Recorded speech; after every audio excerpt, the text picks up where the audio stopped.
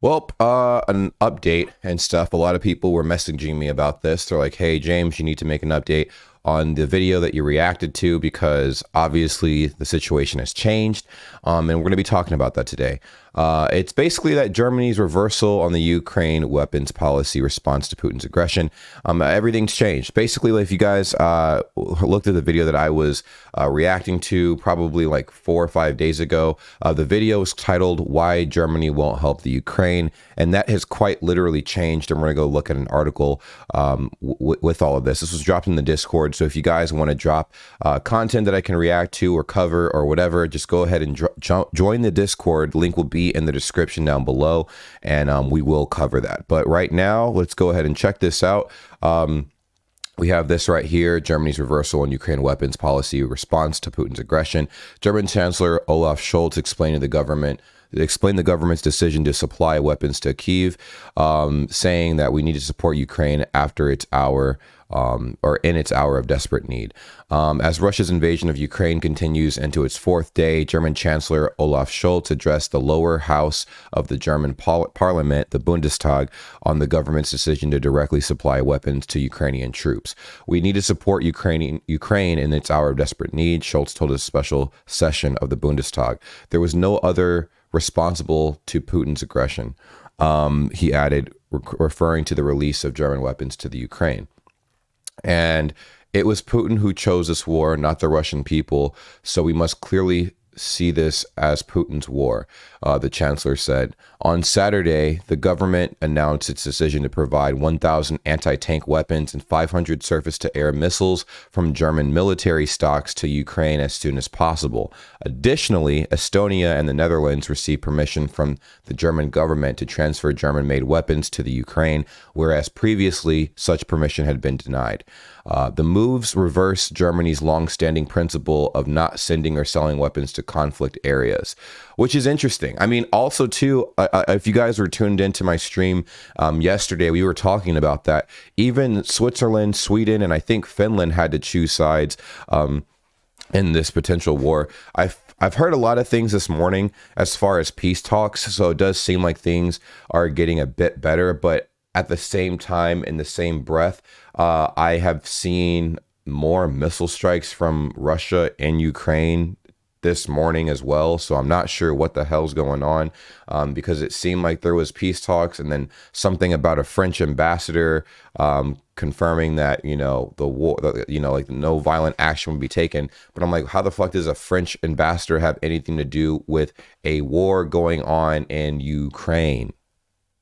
Makes no sense. So I'll have to read into that before I just start spewing off random information. That's why I have this article pulled up.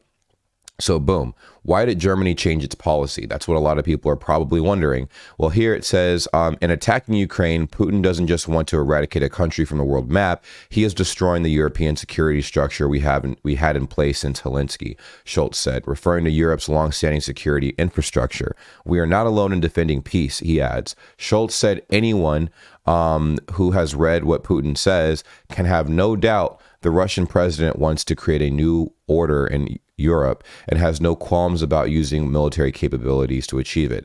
What we do need to counter this threat. What do we need to counter this threat now or in the future? He added. So here's actually a tweet from Olaf Scholz right here. It says, "Wir werden uns nie abfinden mit Gewalt als Mittel der Politik. Wir werden nicht ruhen, bis der Frieden in Europa gesichert ist." I definitely have to work on my Aussprache because it's terrible. But basically, we'll never resign ourselves to violence as a means of politics. We will not rest until peace is secured in Europe, Schulz tweeted after his address. And announcing the policy reversal on Saturday, Schulz said that the Russian invasion of Ukraine marks a turning point. "It threatens our entire post-war order. In the situation, it is our duty to support Ukraine to the best of our ability in its defense against Vladimir Putin's invading army. Germany stands closely by Ukraine's side," Schulz added. Ooh, damn, Germany picked a side too. Sheesh. For years, Germany has refused to export any arms to war zones or allow third countries to send German-made arms to these countries.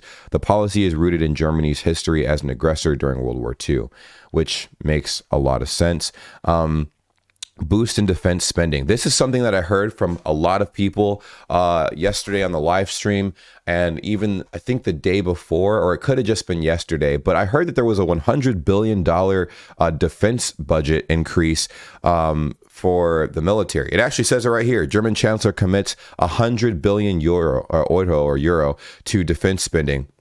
Boost in defense spending. Schulz said that the German government would allocate 100 billion extra euros for the German armed forces, the Bundeswehr, in the 2002 budget. From now on, more than 2% of our GDP will be invested in our defense, Schulz said. Germany has previously been criticized for devoting less than 2% mark on defense spending called for by NATO agreements. The $100 billion will be allocated into a special fund for German armed forces. Wow. That's insane. So, of course, one of the last questions I'm pretty sure everybody has is, how has Ukraine reacted? Ukrainian President Volodymyr Zelensky welcomed Germany's change of heart. On Twitter, he wrote, "Keep up the good work, Chancellor Olaf Scholz, anti-war coalition in action.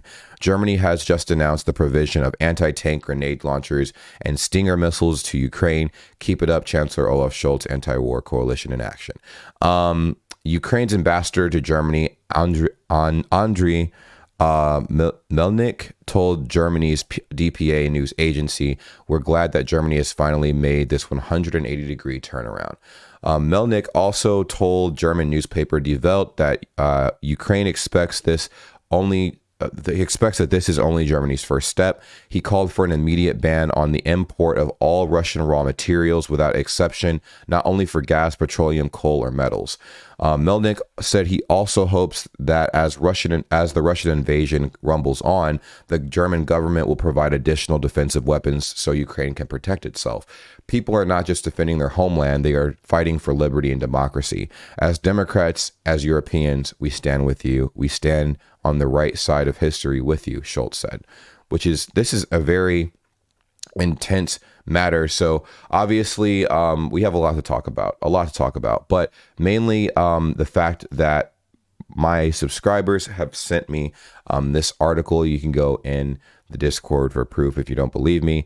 And a lot of people were telling me to make an update video yesterday in chat, and I've been getting DMs about this as well, to kind of clear some things up, because I did react to a video saying that Germany would not help the Ukraine for all of these different reasons. And people are like, dude, even now there's comments on that video where people are like, bro, you should probably make an update video giving an update on what the hell's going on with this situation. And so that's the update right here. Germany has, not only devoted $100 billion to their own military to assist in matters like this and actually strengthen their own military, but also Germany has also decided to, send over weapons to assist the Ukraine. Right now, it seems like things are definitely looking a lot more promising, as far as like there not being a whole World War III, perhaps. I mean, we were all scared when Putin said what he said about the whole nuclear thing, but Ukraine has been handling itself very well, very, very well. I mean, if anything, I think Ukraine has been literally embarrassing Russia. Russia tried to invade Ukraine, and Ukraine shut that shit down. And the whole world, like I said, sanctioned the hell out of Russia. So Russia really has nowhere to go now. I mean, I'm pretty sure they'll back out. From what it seems at this point, I can't make any concrete predictions, but my personal opinion is that Russia will back out of this whole thing and kind of reflect on what they've done, or I should say Putin, because Russia is not even with this shit at all. The citizens of Russia do not want this war. Putin's going to pull out of the war and sit down and reflect on what he's done. Either he's going to try to find another conniving way of going about what he wanted to go about in the first place, or he'll probably try to find ways to patch up all the relationships he's quite literally ended within a few days. I mean, literally, there are no imports coming into Russia anymore. The currency in Russia is dog shit, and they got kicked out of a major banking system. So, I mean, Russia's down horrible right now, man. It's pretty bad. So let me know what you think in the comments down below. And that's pretty much it. See ya.